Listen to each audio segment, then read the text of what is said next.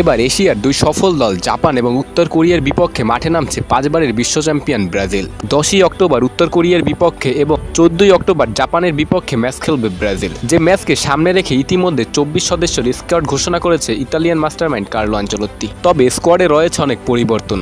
দীর্ঘদিন পর জাতীয় দলে ফিরেছে এডার মিলিতাও এবং রদ্রিগো, সাথে আগের ম্যাচে দলে না থাকা ভিনিসিয়াস জুনিয়রও দলে ফিরেছেন। তবে ইনজুরির কারণে দলে নেই রাফিনিয়া, এলিসন বেকার ও নেইমারের দলে না থাকা নিয়ে ভক্তদের মন খারাপ হতেই পারে। তবে ঘন ঘন ইনজুরির কারণেই ব্রাজিল দলে ডাক পায়নি নেইমার।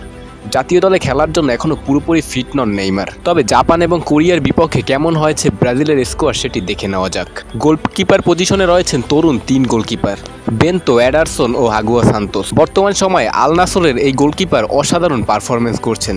তাছাড়া এডারসনের কথা নতুন করে বলার কিছুই নেই। ম্যান সিটির হয়ে সে একের পর এক ভালো পারফরমেন্স উপহার দিয়েছেন দিনের পর দিন। তবে ডিফেন্সে রয়েছে ব্রাজিলের বড় চমক।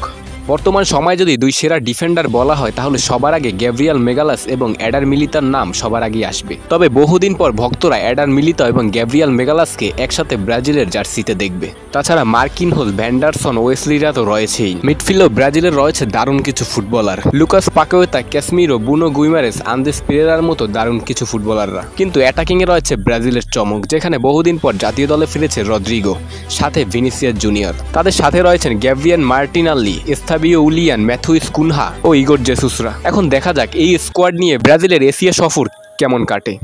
জয় নিয়ে